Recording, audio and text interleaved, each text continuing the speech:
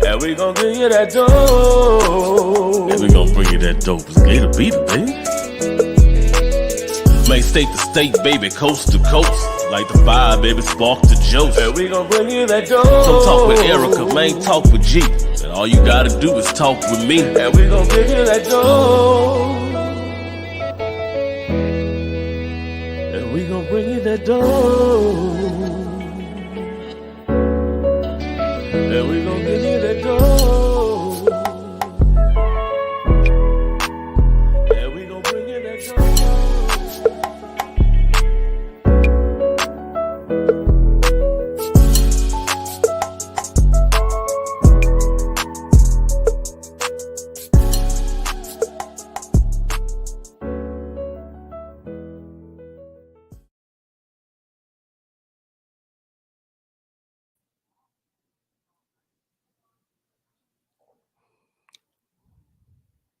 Yo, what's up? What up, everybody? Please sit down. The Hoover, Alabama press conference is about to start. Don't do it. Can y'all hear me? Can you hear me? Like test. We ain't finna go for that bullshit tonight. We're not falling for the banana in the tail. Yes. Welcome back, everybody, to another Dope Discussions Live Tuesday, where we converse about dating, relationships, self-improvement, and mental health.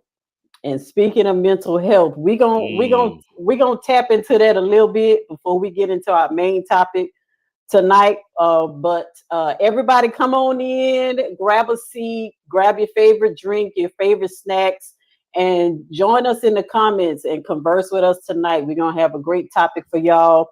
Don't forget to like this video, subscribe to our channel, tell your friends to come back and see us every Tuesday night, 6:30 Central Standard Time, 7:30 Eastern Standard Time, because we're coming from y'all live from 2 different time zones. I'm here in Hammond, Louisiana, and my boy Gator is over there in the ATL, shouty. ATL shorty.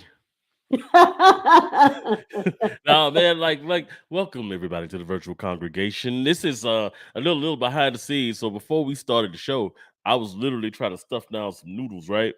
So I've been sipping on noodle broth and coffee and some kind of vanilla ultimate Coke, whatever, Coke Zero type thing. So I just expect my stomach to be fully toe up afterward. But until then, I'm gonna be a light and a beacon of clarity. Yeah, so we're gonna jump into tonight's topic. We ain't gonna hold y'all long, but before we get into the main topic of discussion tonight, we're gonna tap into the trending topic. If you have not been hiding under a rock, you have heard this young lady's name. Carlee Russell, who was reported to have been kidnapped on July the 13th and then returned home on July the 15th, 2 days later. Yep. And the internet was all abuzz. The internet detectives were out full force trying to crack the code and crack the case. And I just had enough of it. So I kind of like pulled back from all of it. And I was like, I'm going to just let the professionals who do this do their job before I jump to conclusions.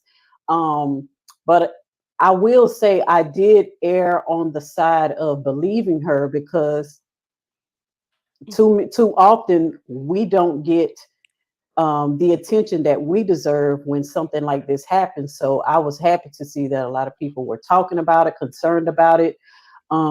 It's just unfortunate that it turned out to be a hoax and a cry for attention, I feel like, on her part. So what you think about it? Man, so you always want to err on the side of concern, right? When you hear stories like this happen, especially the way that the story kind of broke down initially, right? We have a 911 operator who gets the call, and then she calls her sister-in-law, and then all of a sudden the sister-in-law hears a scream, and it's just like, okay, what's going on, let's try to find this young lady and see what's happening. And it was interesting to see people online immediately be like, something don't really sound completely right about this particular scenario. But I'm like, okay, well, no, you got to give it the benefit of the doubt, right? Until they had that first press conference. And when they had that first press conference and they started breaking down the facts, the 600 yards that vehicle traveled during that time that she was on the phone with the operator, just the weird searches that she had, which, by the way, people ain't talking about this enough. Beyonce was in Nashville on July the 15th, and I really believe that she was trying to go to that Beyonce concert, but I digress. But yeah, like it's heartbreaking to know that it was a hoax. And as the police said in that scenario, we're glad that she's home. We're glad that she is, safe. First off, we'll deal with all the other stuff later. That's the level I take to it. Although, to be honest, the young lady, the woman who was heading the search was a mom that had just lost her child to an abduction recently. Yeah. And I feel bad for those people, because I feel like they're putting, out of the kindness and genuineness of themselves, they're putting out effort to try to find her, and she was laid up in a bathrobe eating Cheez-It somewhere. And I think she just didn't think this through. And I know for a fact that she did not expect this much attention to be put up on her situation. She was expecting it to fly under the radar, just stay local. But it went worldwide. And then she probably realized, I have taken this thing too far. I need to go ahead and concede. It's just so it's crazy. Let me tell you something, right? If she would have did good, if she wouldn't have even brought, her mistake was calling 911. Right. That was the mistake. If she just would have gone wherever she was gonna go and disappeared for a couple of days, nobody would have said anything until maybe that 48 hours had passed, and then they would have started looking and being like, okay, well, we haven't heard from her, we haven't seen her. The police would have been like, okay, well, 48 hours passed, now you can file that missing persons report. Right. But she decided to call 911 and come up with the story of the toddler, which, that was another thing. When you involve another child into the scenario, then all of a sudden everybody's trying to figure out what's going on. Is she okay? Is the baby okay? Yeah, she went a little too far with it. She really did. Yeah. And that press conference, that last one yesterday, when they finally, when she admitted to everything, I found it very suspicious that she was like, yeah, and I did this all by myself. I had nobody to help me out. So don't even go looking, because there's nobody that helped me out. I don't believe that one bit. Right. Don't believe that Nobody one bit. knew. I did this of my own free will. No, I I don't wasn't believe staying that. in a hotel room somewhere. Right. I Just don't know what roof is. it was just me. It was just me by myself in the woods.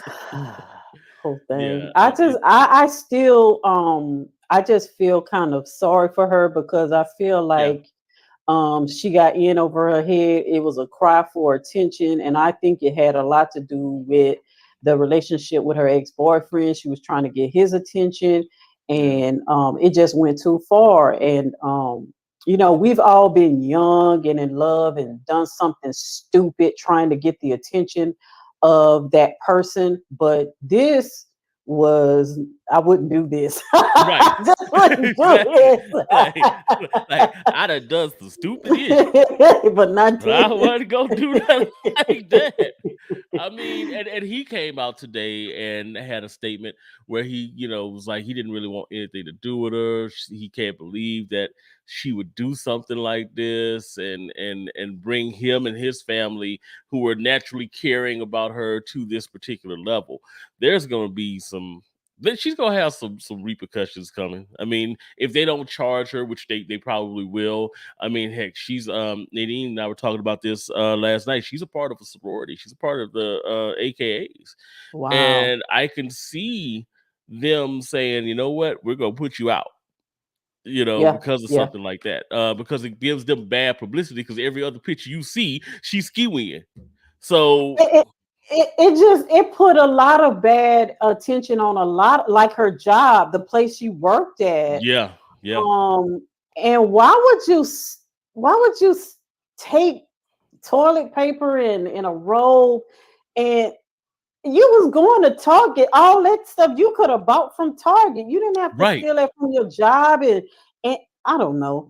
And then another issue before we get off this subject, what really really baffled me was the people on the social media who were going so hard and trying to figure out the case, and they was going uh you know frame for frame on the video of where her car was on the highway, Hmm. and they actually mapped out where they saw the man coming out of the woods, and they Yeah, saw the yeah, moment that he grabbed her. So all of y'all were right. delusional too, because y'all didn't see nothing. Exactly. They ain't see not a thing. But this goes to show you this is the way the society is. This is the way people are. Sometimes we see what we want to see. Hmm. Right, and if it's something that's believable in our soul, and we want to associate our story, we want to associate our life with this person that we see, we all of a sudden project all of our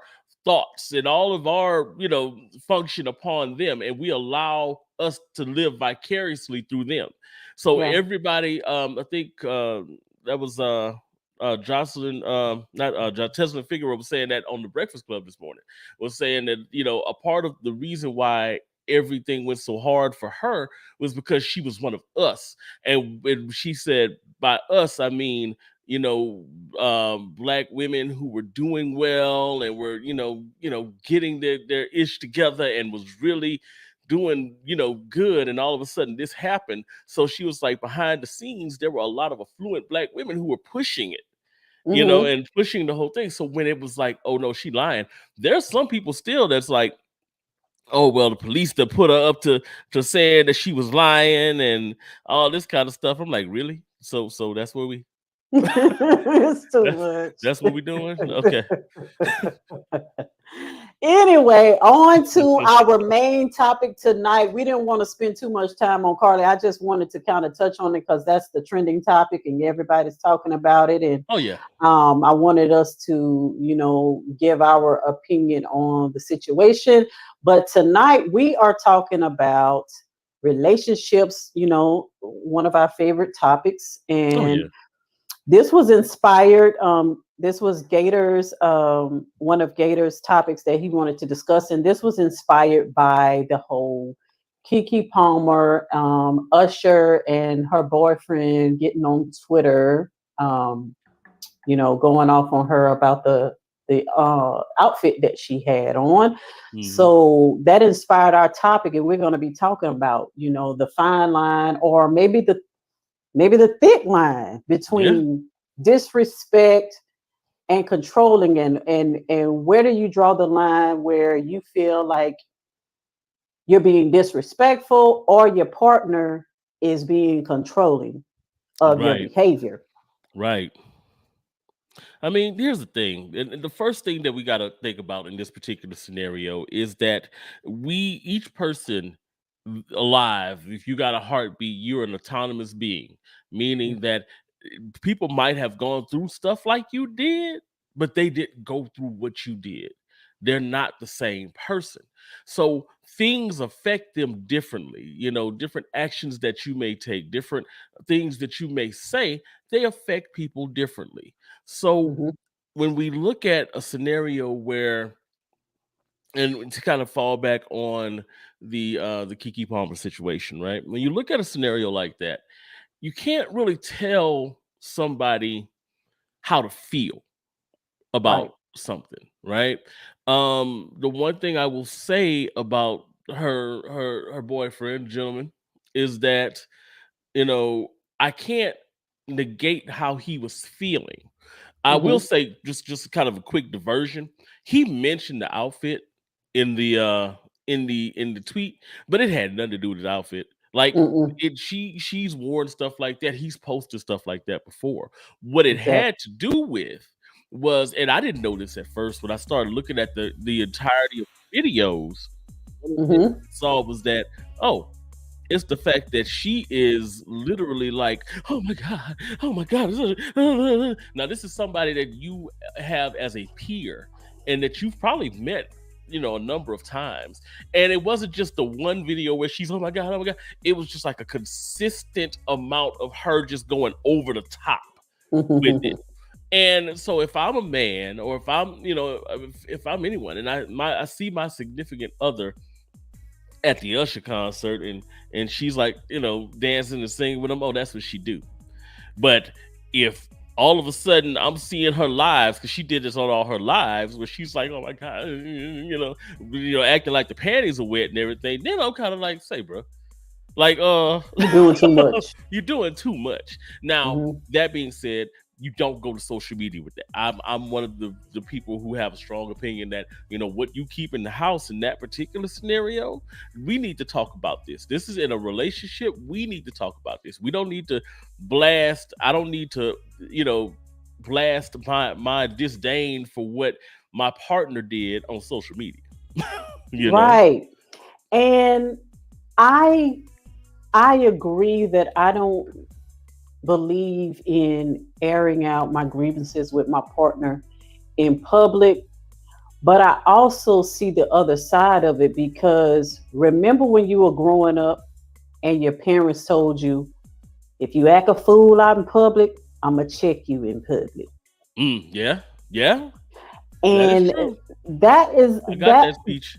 I kind of saw it that way, like this was a public thing that she did. This wasn't like she went to a concert and nobody was there. Only the people that was at the concert right was there and saw what happened. This was for everybody to see. And so when it's put out there, you're going to get some pressure on you to be like, man, you let your woman do that, or I know you heard about it, I know you saw it, so I can understand the reactivity, the emotional part behind it.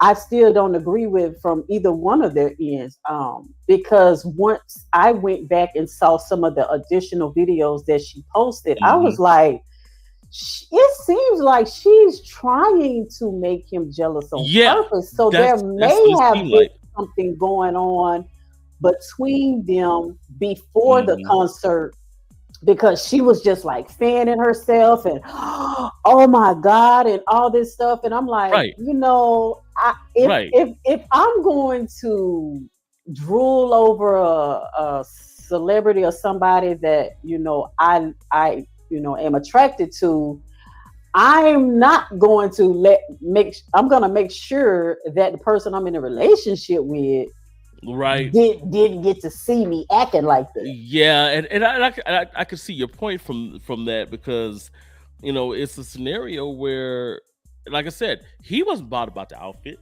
He was bothered about the fact that she was overreacting and taking it far.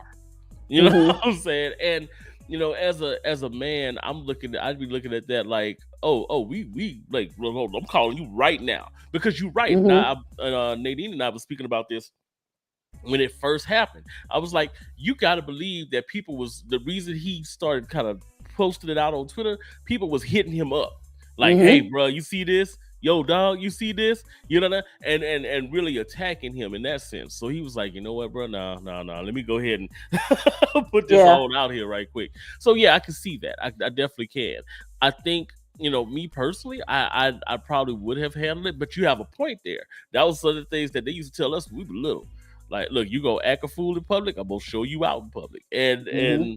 that's exactly what I think. You got a point. I think that's what happened in that scenario. Now, I don't necessarily say that I agree with what he did. And to be honest, he should have been, if he was gonna air her out, because the whole conversation for 3 to 4 days was all about the outfit, and they thought that that's what he was mad about. No, he wasn't mad about that outfit. No, he was Oh. upset about all them videos with her acting like it was her hot girl summer. Right, because she has worn as revealing clothing with him, and he's posted her wearing stuff and Yeah. twerking and all this stuff. So I know it wasn't about the outfit. But my question is, where's the line? Like, Mm-hmm. because I don't know if it's really disrespectful to expect your partner to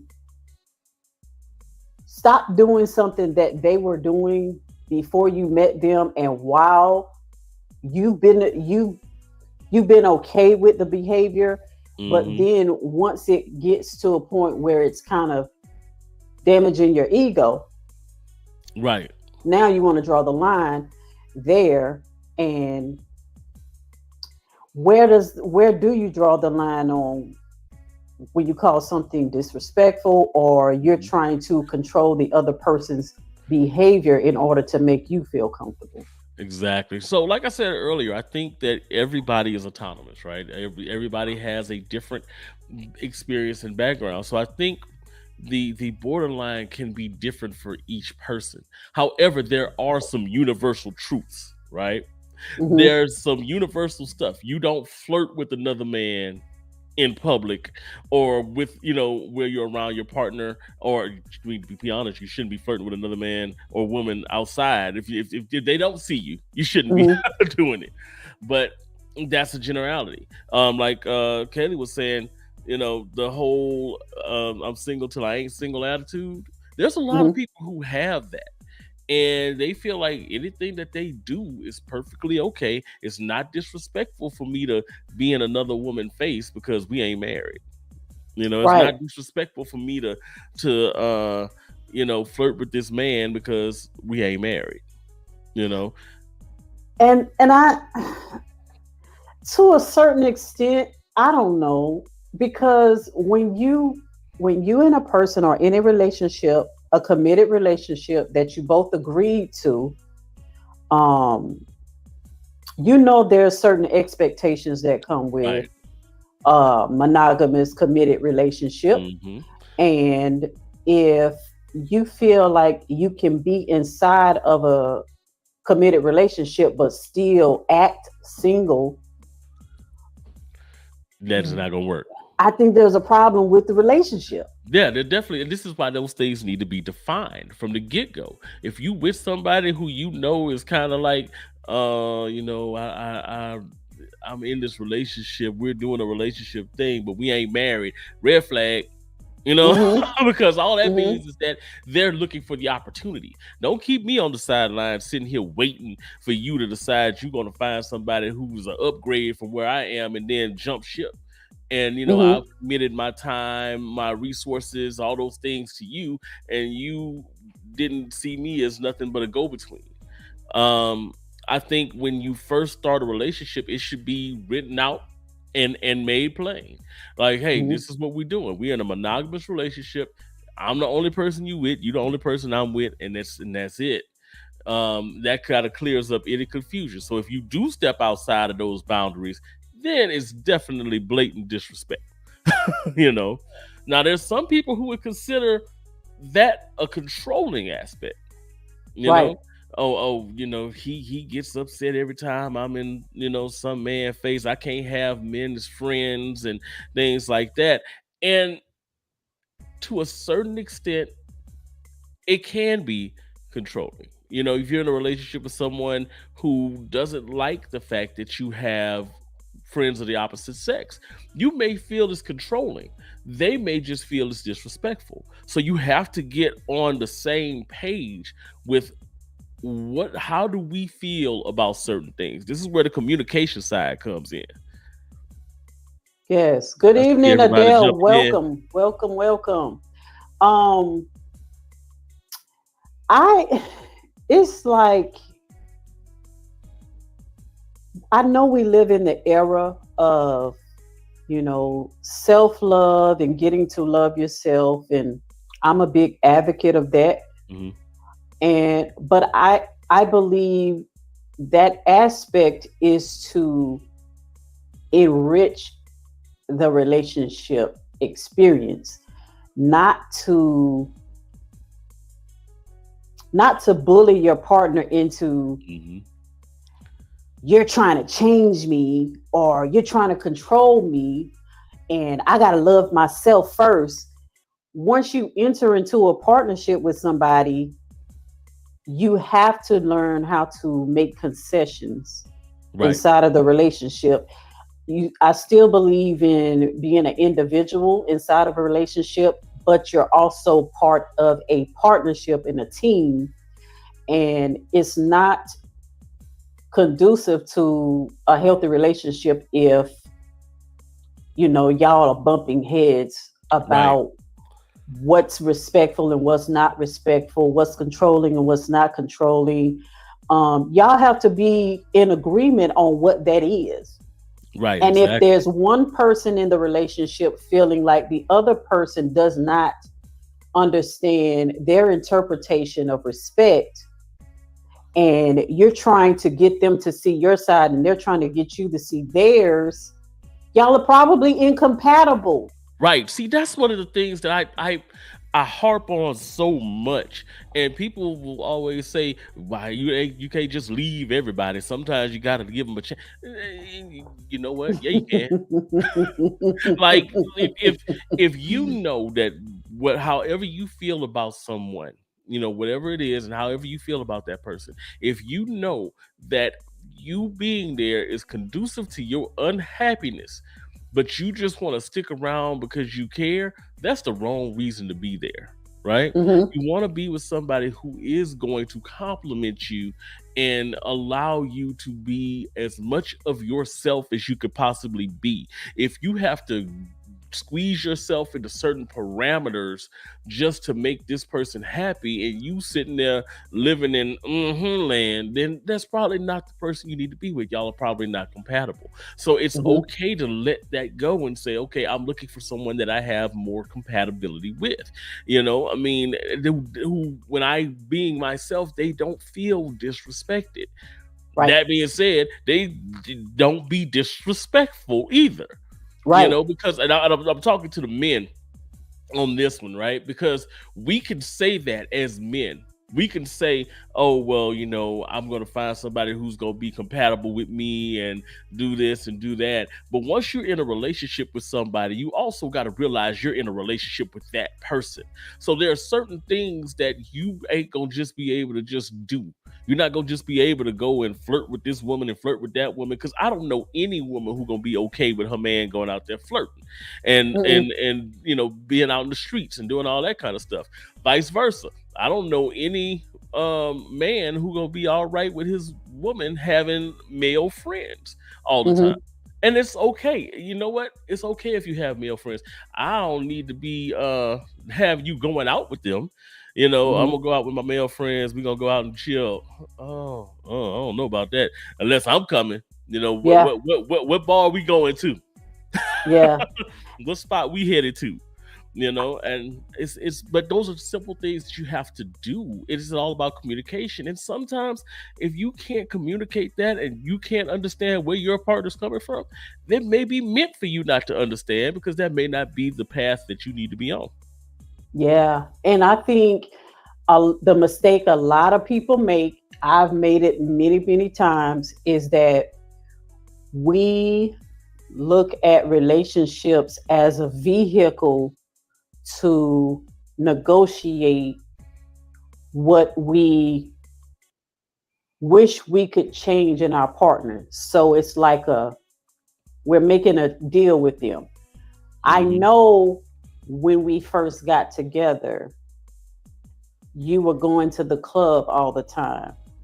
But now, if we're going to be in a committed relationship, and if I'm going to stop seeing everybody else that I've been seeing, then I need you to stop going to the club. Instead of finding somebody who already fits the lifestyle and the values that you want inside of a committed relationship, you'll find somebody who you like, you're attracted to, y'all have some chemistry, some things in common. There's some other things about him that I don't like that we can't take into a committed relationship. So if I decide to give up some things, then I'm going to negotiate with him to see if he can give up some things so that I can feel comfortable being in a committed relationship with him. And we think that's a magic switch. I thought once we get married and sign those papers, all the stuff he was doing before will stop, because we've made this commitment to each other. And it doesn't work like that. Whoever you met in the beginning, whatever they were doing, whoever they were at their core, is not going to change because y'all decided to get into a committed relationship. I know we feel like we can change people and we can show them something better. Yeah. If I offer you a better quality of life, then maybe you'll want to give up some of these things.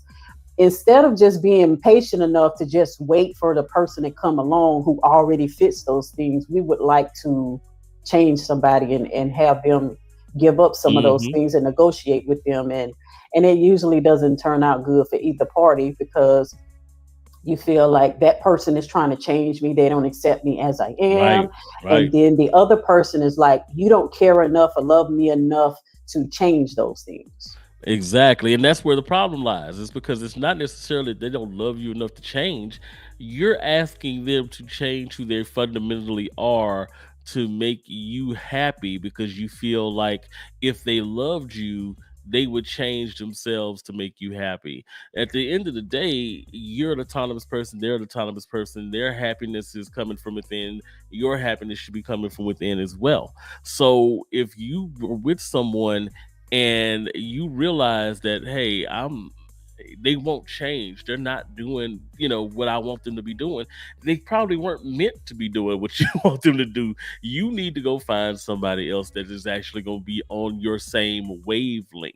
One of the things that I used to talk about a lot was the fact that I had a friend of mine who would always, he was, I guess you could say, kind of a womanizer, but he would, during tax time, he would always go to. I already know where you're going with that. he would go stay at one girl. They would be the breakup to makeup, during that time.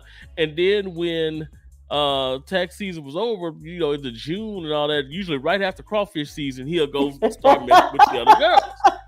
Right? Wow. And so then another girl had a baby for him, so he started doing the same thing. Like, he had to pick. He told me, like, I got to figure out which one I'm gonna go see, for these few months. And I was like, dang. But one of the girls was like, if I could only just get him to settle down and marry him, he'll be different and change. And then I was like, he done shown you who he is literally 4 tax seasons in a row. I don't think that he's gonna be any different Oh, than goodness, what girl. he is. But they think that the marriage license is like a signed document from Tinkerbell saying that, you know, I'm gonna change as soon as I, you know, sign this document. And it's not. You know, you have to, you know, God gave us discernment to see what's going on and then to make a decision based on what we're seeing. And if you see that this person is not compatible with you, then yeah. Because see, at that point, if you still are pushing it, then you're the one being controlling. They're not being disrespectful. They're being who they are. You know, it's disrespectful, yes. But, you know, if you're still trying to manipulate them into getting what you want, then you're the one being controlling at that point. Yeah. And I've said this before. I feel like the word disrespect is overused. Yeah. Because some people will tell you you're being disrespectful just because you don't agree with them. Mm-hmm. I'm not infringing on you as a person. I'm not causing you any harm. I'm not taking anything away from you. I'm just doing something that you don't like, you don't agree with, or it's opposite of what you would like me to be doing. Right. But that doesn't mean it's disrespectful.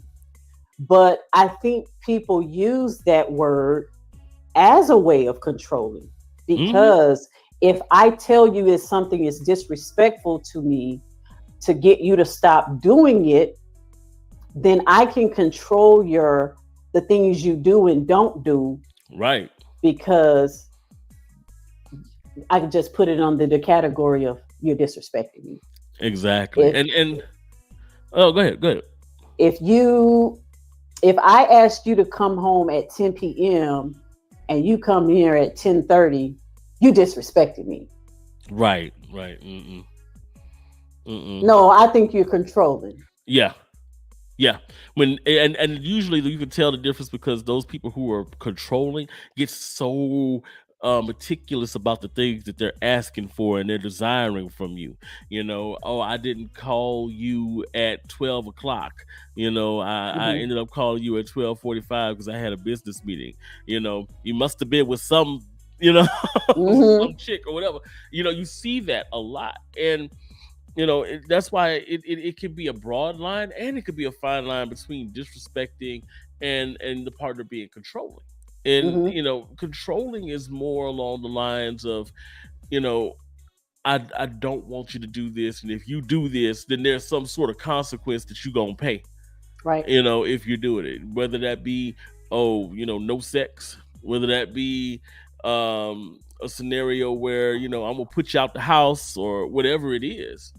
You know, that control mechanism is there because, you know, if I don't do what my partner says, they're gonna be all out upset and mad, and there's gonna be a problem, and you know, all that kind of stuff. And they're using that control. Disrespectful, yeah. I mean, if you're deciding that you're going to, you know, stay out a little bit later than normal, and you call and let them know, that's not being disrespectful. That's you know.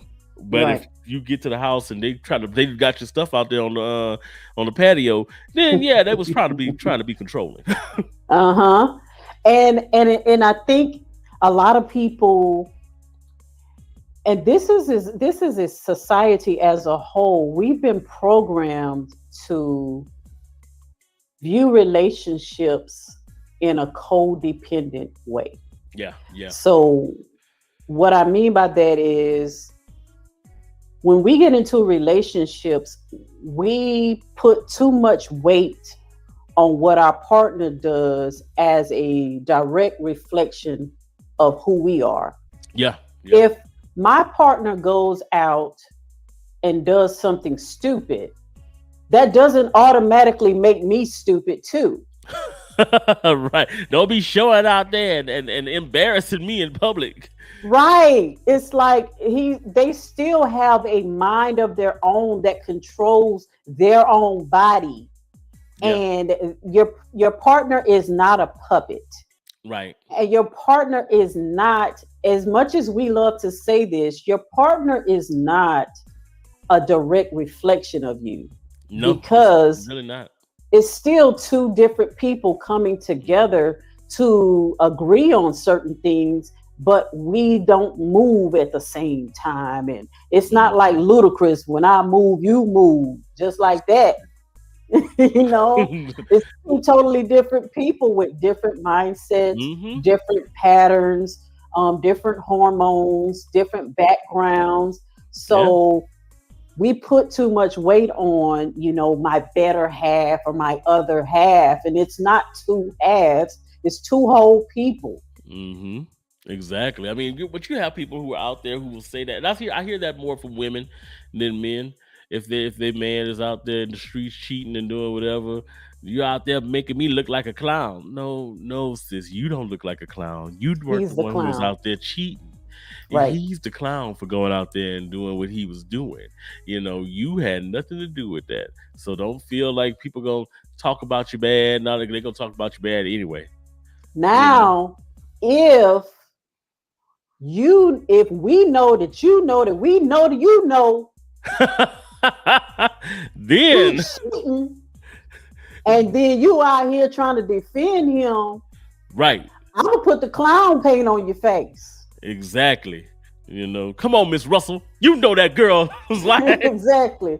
Because if you out here acting like you don't know when we know you do know, then I'm gonna say you're a clown. But just him doing what he's doing doesn't make you a clown. Right, exactly. But that's one of those things that we deal with. I think that we do inherently tie a lot of our what we think is a perception of us to other people, especially those people who are really, really public about relationships. I don't mind being public about my relationship, but there are some people who are like over the top. Like every other picture they post is with them and their man or them and their woman, and they're and then you find out that the woman or the man is cheating, and now they feel embarrassed because they put all these, these posts out here, and and now they feel like, oh man, I got played. Yes, you did, sir. And yes, you did, ma'am. You but it's still not your fault. Right. So it's not making you look bad. It's making them look bad for doing what they were doing. I gotta ask though, so being disrespectful, what did you consider being like? We go back to the Kiki situation, right? I felt that what she was doing was disrespectful as far as the videos go. But let's go back to the initial thing with her and Usher, right? Where they, he was singing to her and serenading.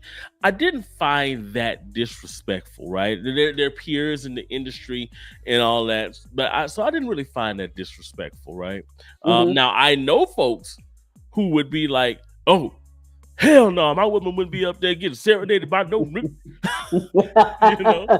And there's a lot of people who had a problem about that, with that. The fact that she even allowed herself, and we saw a couple of days later when Saweetie, when she was at the Usher concert, Usher came over there, she was like, back. I saw what you did to Kiki. Right, exactly. And some folks thought that, okay, that's the way you handle it. But there were some women who were like, well, she should be able to enjoy herself and have fun and do all that kind of stuff too. So where is that line of disrespect, right? And I guess it depends on the partner. If your partner feels disrespected, then you have to take that as a genuine emotion from them, right? You don't have, I remember when I was trying to go to massage school because I wanted to be a masseuse, and I had to quit school because my partner at the time didn't like the fact that I had all these women in my class and I was, doing the massage things and doing the practice. She's like, oh, hell nah. Nah, not her with the big booty. Oh, no. Oh, no, you ain't rubbing on her. Oh, no. I mean, it was a knockdown, drag out argument. Like, you was not going to go back to that class. That was disrespectful, but she felt it was disrespectful if I continued going. Now, hindsight, looking back at it, I'm like, that was more control than it was disrespect. on my part. It was more control on her part because she was afraid, and a lot of control comes from fear. She was afraid that, you know, I was gonna start rubbing on somebody and I was gonna like it, or they was gonna like it. Right. Now, I don't think there's anything wrong with her voicing that. That makes me uncomfortable, and that gives me a sense of fear that something more could happen in that situation if you keep going to those classes and if you get into that line of work. That makes me uncomfortable. Now, what you do with that information after I give it to you, the ball is in your court.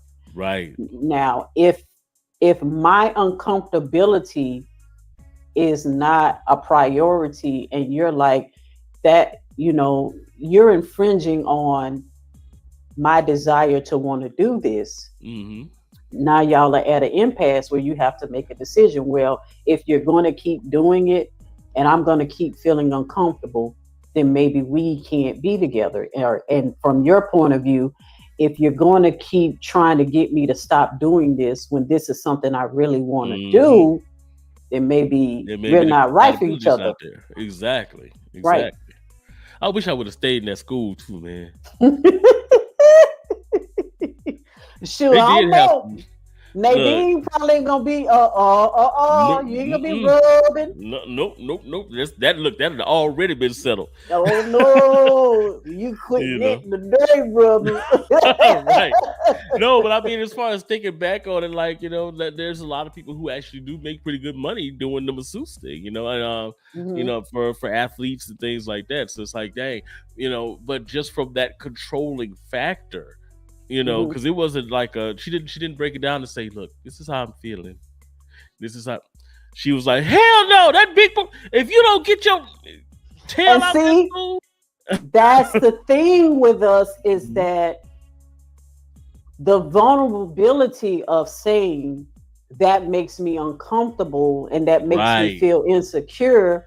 We don't want to humble ourselves in that way. So what we're gonna come out with is, oh hell no! Exactly. You bet not.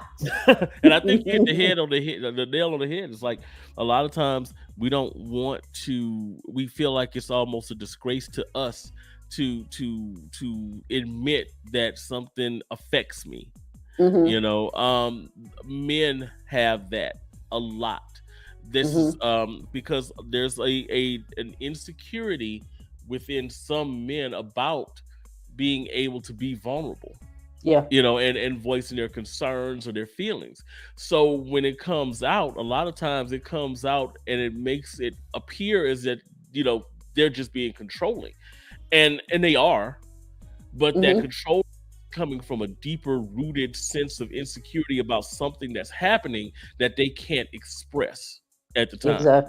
You know, I don't like the fact that, you know, you going out with the girls because you wearing these, you know, these short, tight outfits, and, you know, I know that, you know, these guys are gonna be there and they're gonna be hitting on you, and, you know, I don't really like that.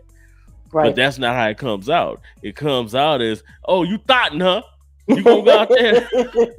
So yes, you know, don't let your girlfriends get you in trouble. Don't let your little girlfriends get you in trouble. That was it. And my thing, when we going back to the Keke Palmer thing, when I first saw it on my Instagram timeline, I didn't know nothing about the boyfriend had made a tweet about the outfit. I just saw the video of her and Usher, and I like Keke. I like how she's, you know, coming to herself, and she's a mother, and she's been doing a lot of different, you know, projects, and she's been wearing a lot of different outfits, showing off her new shape, and she looks damn good. She does. So when I first saw the video and the interaction with her and Usher, not knowing about the boyfriend yet, me looking at her as a big sister, when I first saw the video, I was like, that's you're doing a little too much. That's Usher. Right. And we know his reputation. So if I was her big sister, I would have been like, Usher, you better get off my sister. Mm-hmm. So I know what you do. Right, exactly. Your friends just hyping you up too, huh? They just hype you up. Mm-hmm. You know? So yeah. I didn't really like the video when I first saw it, and that was before I even knew about the boyfriend. Right, and I didn't have a problem with it when I saw it. I just thought that, oh, that's cool. You got two people in the industry, kind of, you know what I'm saying, have a little more. They just doing a little whatever, But then I saw the other videos. I was like, oh, that's why he's upset. But then when he twirled her around and got that shot from the back, and the way he was looking at that. Right. Then the way she tooted up there. See, I would have been upset about that part too. Yeah. Who you tooting? Yes, I'd like to book a flight to Vegas. Immediately. Yes. But yep. I mean, to sum it up, to wrap it up, I think the discussion of the line where disrespect and controlling comes, that's going to be between those two people in that relationship. Right, exactly. Because, to kind of draw the statement I made a little while ago, there's some people who probably would have been cool with me being in a massage school and these other women, but they'd have been like, okay, it's cool, it's not no problem. But if my partner's feeling disrespected and they feel like there's a problem, then or they're being whatever they were being, then okay, then it's a little bit of an issue. And I think that different people have different thresholds of disrespect. I mean, right. I can, as podcasters, we have to deal with these things all the time, right? Right. Because we end up doing shows with people of the opposite sex and all that, and there may be disrespectful in somebody's mind that I'm doing a show at 11:30 at night. Fortunately, Nadine doesn't feel that way. But right. I could see how somebody might have an issue with me being, discussing things at 1 o'clock, 2 o'clock in the morning, and all that. So it's like, it really depends on the person that you're with, and you really have to evaluate if this person is doing all that they can to make sure that I'm not doing something that they don't like. Do I need to be here? It's okay to cut it loose and move forward.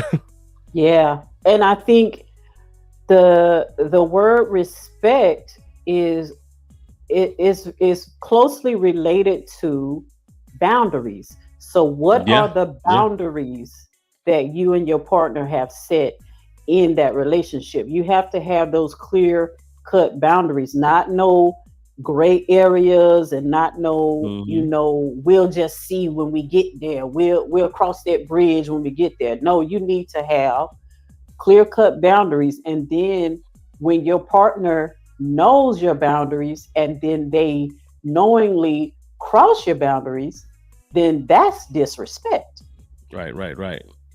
Exactly. So it's always good to be able to vocalize and communicate, those things, and to always remember that relationships are really based on communication. Folks don't know. You don't find a lot of mind readers out here. They ain't got a lot of X-Men walking around. But there's a lot of people who want you to read their mind, because a lot of people will use the excuse, well, I didn't think it would be a big deal. I didn't think you would take it like that. Or I didn't think you would mind. Now you thinking for me. Exactly. You didn't ask me, but you just thought for me. Right.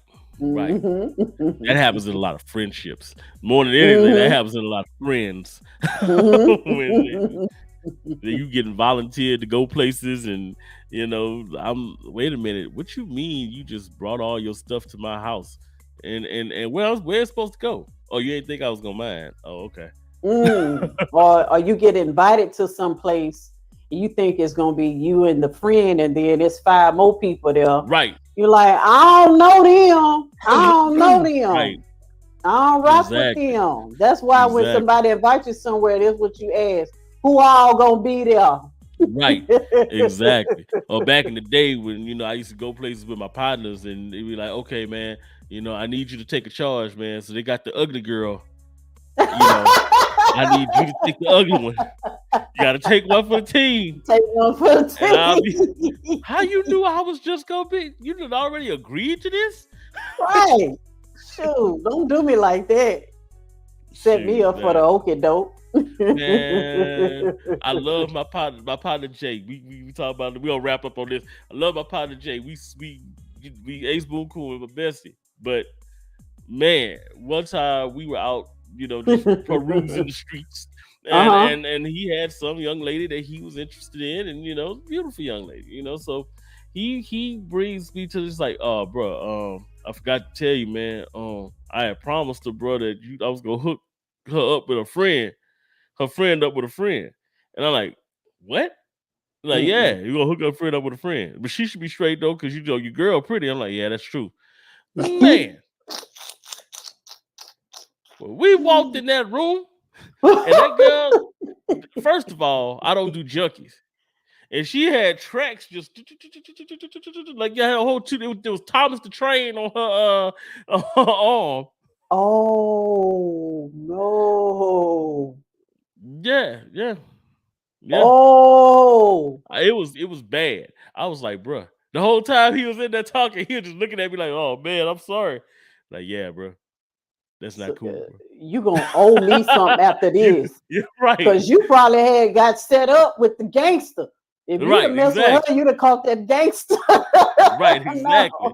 No. Shoot. I ain't messing with your health. I ain't thugging that hard. I'm gonna boom. Right. See you at the crossroads. Right. Yes. Well, thank y'all again for joining us for another Dope Discussions Live Tuesday. We'll be back with y'all next Tuesday, same time, same place. We have some special guests that's going to be joining us. Nakisa Green and Javon from the Relationship Hotspot. They're going to be joining us next week for some relationship topics. I'm going to be hitting y'all with some true or false, agree or disagree questions. Lord. And you know Javon gonna come with the foolishness, and I might have to put him on mute. You know, but he's a very insightful young gentleman, though. He's got some voice. So I love when they're on. You know, it's always a good time. So I'm looking forward to it. Yes. Well, thank y'all again for joining us. We'll see y'all again next week, same time, same place. Yep. Peace out.